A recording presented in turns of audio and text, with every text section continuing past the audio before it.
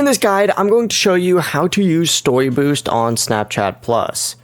This is Aiden from JustBoz, and before we get into this guide, make sure to like the video and subscribe to the channel with all notifications on. It really does help with the channel and it lets us know that you want more content like this, so we greatly appreciate it. If at any point throughout this guide you did have any questions, just ask them down in the comment section below and we can help you out further. I'm going to be doing my best to reply to every single comment down there. First things first, just open up Snapchat Plus and post a story like you normally would. And what you need to do is essentially just tap on your profile icon up in the top left corner and open up your story. Let's just say it is this one right here, right? What you're going to want to do is tap the little 3-dot menu up in the top left, and you're going to see a bunch of different stuff that looks like this.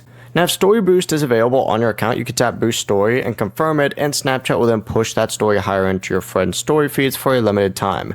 Story Boost does not create an ad or does not show your story to random people. It mainly gives your existing story more visibility with people who could have already seen it.